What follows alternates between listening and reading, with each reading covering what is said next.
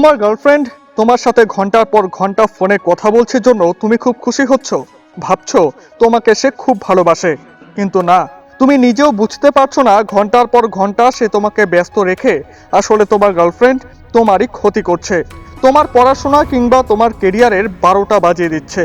শেষে তুমি যখন তোমার কেরিয়ার ভালো মতো তৈরি করতে পারবে না, তখন সেই গার্লফ্রেন্ডই তোমাকে কেরিয়ারের দোহাই দিয়ে তোমাকে ছেড়ে মোটা মাইনের সরকারি চাকরিজীবীকে বিয়ে করে নেবে আর তোমাকে টাটা গুড বাই বলে দেবে।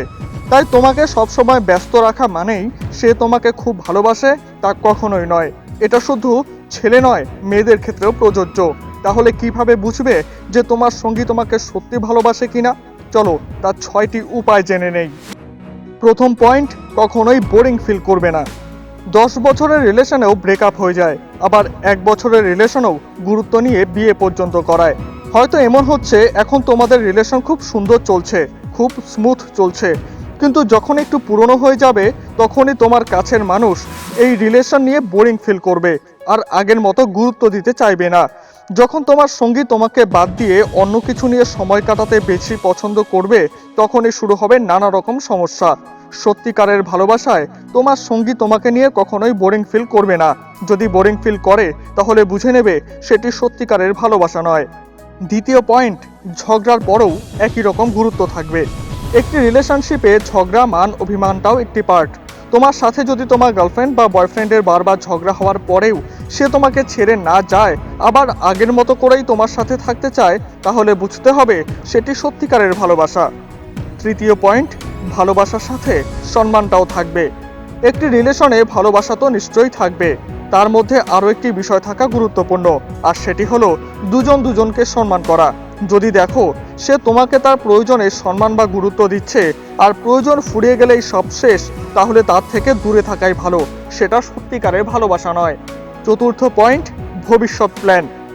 যে তোমাকে সত্যিই ভালোবাসবে সে তোমাকে তার ভবিষ্যৎ নিয়ে প্ল্যান করবে, কারণ সে তোমাকেই তার লাইফ পার্টনার হিসেবে চায়। যদি দেখো তোমার সঙ্গী শুধু বর্তমান নিয়েই পড়ে আছে, তোমাকে নিয়ে ভবিষ্যতে তার কি পরিকল্পনা সেসব নিয়ে কিছুই বলছে না, তুমি বলতে গেলেও সে এড়িয়ে যাচ্ছে, তাহলে কিন্তু বিষয়টি সন্দেহজনক। পঞ্চম পয়েন্ট, তোমার মতো করেই অ্যাকসেপ্ট করবে। তুমি যেমন সেও তোমাকে ঠিক তোমার মতো করেই অ্যাকসেপ্ট করবে, তোমার ভালোর সাথে খারাপটাকেও গুরুত্ব দেবে। একটি মানুষের মধ্যে ভালো খারাপ সব গুণ থাকে। তোমার ভালোটাকে সে ভালোবাসবে আর খারাপটাকে সে মেনে নিতে পারবে না, তা তো হয় না।